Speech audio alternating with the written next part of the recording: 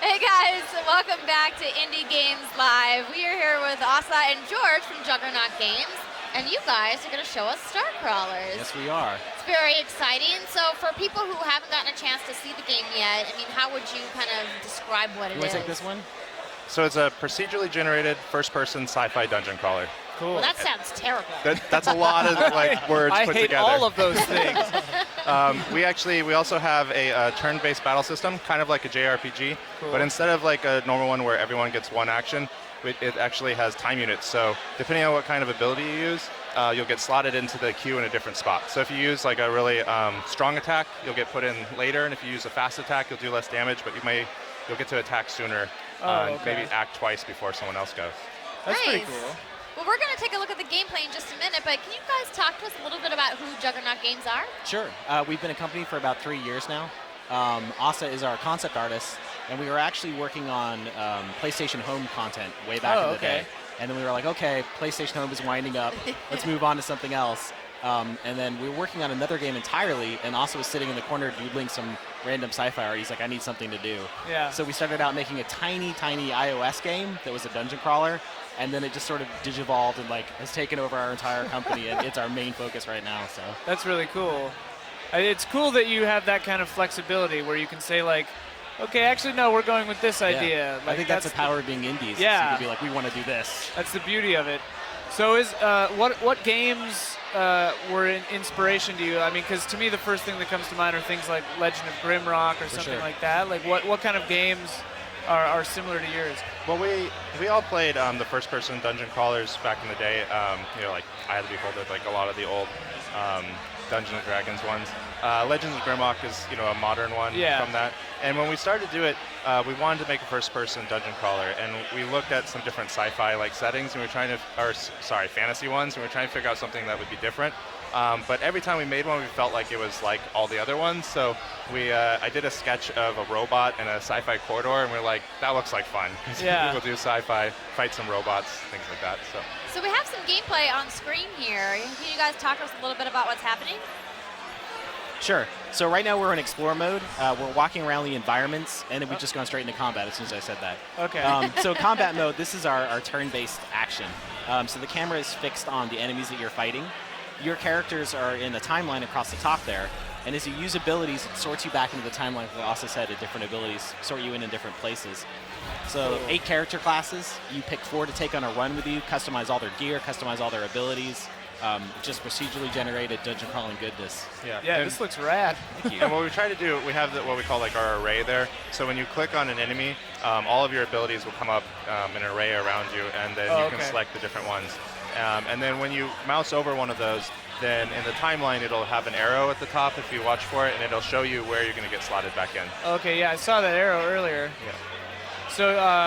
So it's a computer game. You said mouse over. Is it on consoles too, or just computer right now? It's going to be on consoles. Nice. Yes, we're working in the Unity game engine, which is really cool. Lets us do PC, Mac, Linux without issue, and then we can push out to consoles also. So we definitely want to do Xbox, PlayStation support in the future. So Wii U too. How hard is this game? Because I played Legend of Grimrock for like maybe an hour, and I wiped. Yeah. I did so poorly. We're going for different levels of difficulty. Okay. So if you're like, I just want a casual dungeon crawl, you can crank down the difficulty, have a good time. If you want to do like a really old school hardcore experience, you can crank it. We've got a permadeath option too. So if you really are like, I want to do this. Why? I don't because people understand. demanded it. People love permadeath. Why do you love it. guys like permadeath? Realism. We actually did a Kickstarter, and that's one of the things that everyone, like a ton of people on the Kickstarter asked for was Really? permadeath. Yeah. Yeah. It wasn't in the plan at the beginning because, like, personally, I have these characters and I start to love them. I don't want them to die, Yeah. So, Yeah. But people are really into it. We have a lot of traps. That's what you're seeing here. It's a security camera trap, so it's a timing trap. It goes around, and there's little, in the environment, there's little panels that you can find to disable them. So Cool. there's a lot in the Explorer mode you can find. We want to make it interactive, so you can find different, like loot, you can find credits, you can find equipment, you can, this is like a side quest that he's doing right now. I really like that the Explore mode is free roam.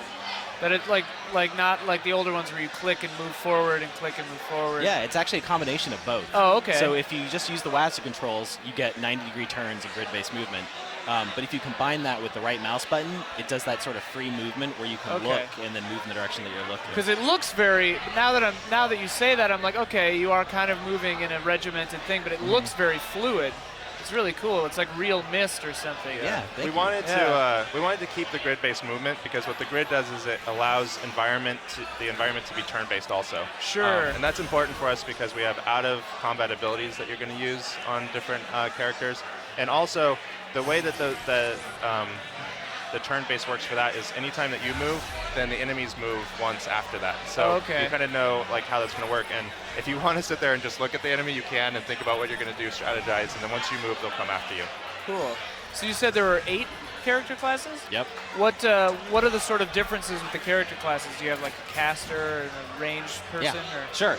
So our 4 character classes, we actually started out with 4 in the original Kickstarter, and then 4 more were added as stretch goals. Oh, congratulations. Thank you. We've got like the soldier, sort of a traditional ass-kicking type, knock down the doors, throw grenades type character. The Void Psyker who's actually going right now, she is our caster. So she builds up void energy as she attacks. It makes her really unstable, and she can actually overload and explode, but she gets super godlike powers as she builds up tons of it. That's cool. The Force Psyker who just acted as sort of a space paladin type character who's going to manifest shields and hammers. Engineer's coming up is going to summon. So he collects junk and then builds tons of tiny robots, or one big-ass robot that just like blows up everything. Who else have we got in there? There's also a Cyber Ninja who's big on combination attacks with your team. And we needed a ninja. Yeah, you gotta have a Cyber You had to Ninja, have a right? You can't have a game without a ninja. It's mandatory. And then our last class is a hacker, who's a combat control type character, manipulating the enemy, manipulating the timeline and stuff. Oh, cool. Oh, we have the prototype also. And the prototype. I always forget about the prototype. So the prototype is a robot that you find. It's a prototype robot that there's only one out there of it. And once you defeat it, you repurpose it and reprogram it to be your own. Oh, cool. But it has some short circuits, so especially at the beginning, you don't know whether it will do what you command it to do or if it'll do what it wants to do. Yeah. And that's something you have to encounter that character in the world and then add it? He's actually part of the main storyline mission, so you're going to encounter him fairly early, and then like they'll join your party. So do you then have 5 people in your party, or is it you have to choose one? No, he becoans one of the 8 characters that you can unlock. Yeah, when you go on a mission, you can have up to 4 characters go on the mission. So each time you go on a mission, it'll ask you which characters you want to take with you. And each character has strengths and weaknesses, both in combat and environment mode. So some of the characters, like a hacker, some of the attacks are a little bit weaker in battle, but they do a lot more in the environment and can hack into systems, security systems and things like that. But also, like when you start, you're going to pick one character. And then you'll be able to buy other characters, like almost like as if they're mercenaries joining your force. So you'll get to build up like your crew of crawlers as you go. Now this is a much different environment than where we just were. These enemies, have scary orange glowy teeth. Yeah. I mean, what's the kind of spectrum of variety of enemies in the game? So we have different environments based on the storyline. Our main storyline is on the Stella Marin. It's this giant colony ship that you find and devoid of life. You have to figure out what happened to everybody on there. And on there, there's a lot of robots that have gone crazy, and you're fighting them. Nice. And the mystery is like what's making the robots go crazy, things like that. This level here, it's a corporation that is a mining corporation. So, and they had this problem that they said like this alien artifact they found is making these bugs go crazy and attack people. So when you go in, the security systems are also messed up. So the robots we fought were the security systems of the corporation. And now that we're in the mines, you're interacting with some of the actual life that lives in the caves. Okay, so the whole game's not on the ship. No, the main storyline takes place mostly on the ship, but then the side quests, we're going to have procedurally generated side quests that you can take at any time. And a lot of those, the different corporations that run the universe will give you these different jobs. And then what jobs you do for them, it keeps track of those also, and that's your reputation. So if you do a lot of missions for a certain corporation, then your reputation with them is really high, and they'll give you other jobs and pay you more.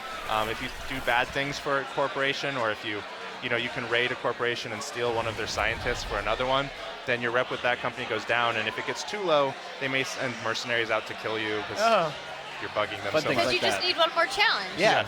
You need more enemies in the universe, right? Yeah. So you guys, talked a little bit about your Kickstarter and your backers. Like how, involved were they kind of in the development process? Super involved. A lot of our pledge tiers, we wanted to avoid physical rewards. So what we did for our higher tiers was put yourself in the game, design an enemy in the game, design a mission and stuff like that. And Kickstarter backers totally responded to that. Our community is awesome. They're actually in early access on our site right now, and they're testing the game for us. Oh, cool. Telling us, hey, I found this bug, or I found this really cool thing, I like this. This is working, this isn't working. So they're super involved in the development process, which, for a small team, that's really cool. Have they done anything that was a little shocking? Yes. So actually, on this mission right here, if you have two choices on how to resolve it, and that will change the storyline. If you actually choose to smash the artifact at the end, you're going to face one of our backer-designed robots. Which we're in the process of balancing because right now it basically one-shots your entire party. No. They came out and they were like, I want a giant OP. robot. Yeah, I want him to shoot all the lasers and be really OP. So. Yeah. But that's really fun to do as a designer, too. Yeah, have like a challenge like that, like where it's specifically stated, I want this to be ludicrously overpowered. And you're like, how do I do that and still make it fun? Make it fair. Yeah. And we set up a forum right after our Kickstarter. So a lot of people came from the Kickstarter directly over to our forum. So we've had some really excited and active people on there, and it's been really great. And certain things changed, like when we asked for people to put yourself in the game. A lot of people bought that for their kids, and they want to put their kids in the game. We didn't really want to shoot and kill kids. And then Right. Yeah, that's kind of a conflict. Yeah. So we had to change some of the story things, come up with some different ideas in order to incorporate these things. But it's been a really cool challenge for us, and it's made the game better, I think. That's really cool that you can have like these elements that force you guys to think outside of the box. I think that, I don't know, probably, do you feel that like strengthened overall the creative feel of everything? Yeah, I definitely think it did. Yeah, I think having like structures like that where you have to be like, okay, how do we make this work? Yeah. So you said the backers are in early access. Can everybody get early access, or is it just the backers right now? No, from our website, starcrawlers.com, you can actually go on there and get early access right now. And if you do, then you can be part of the community there and help us build this game too. So that's really exciting. What is the planned platforms of release for the game? So it's going to be on PC, Mac, Linux for starters. We're actually going to be in early access on Steam in January. We're already greenlit. Oh, cool. And then we're looking to launch it PC, Mac, Linux spring 2015. So, and it is in the Uni game engine, so consoles are in the future. Yeah. Yeah, I know. Oh, You look at mentioned this your, guy. your work with PlayStation, so and they have, a really big initiative going with indies right now. So Yeah, I makes suppose sense. you've got the in for them. Hopefully, yeah.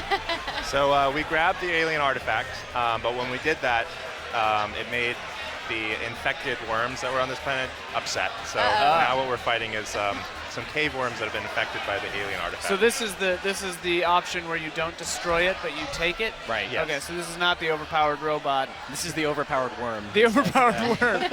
I mean, they look kind of creepy. Yeah, I like look at them, those, yeah. Look at those. What are those called? Mandibles?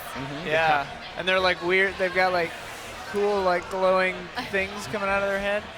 I like the creature design. Are you behind all of the creature designs? Yeah, so I'm doing the creature design, and then also all of our characters are actually 2D, and then they're rigged like almost like paper dolls and animated. So I'm doing the finished art for those also, and then we have it animated.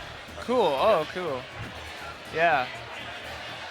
So you guys said that this was devoid of life, but clearly it's not devoid of life. That was a bait and switch. Right. So this mission is actually on a different facility.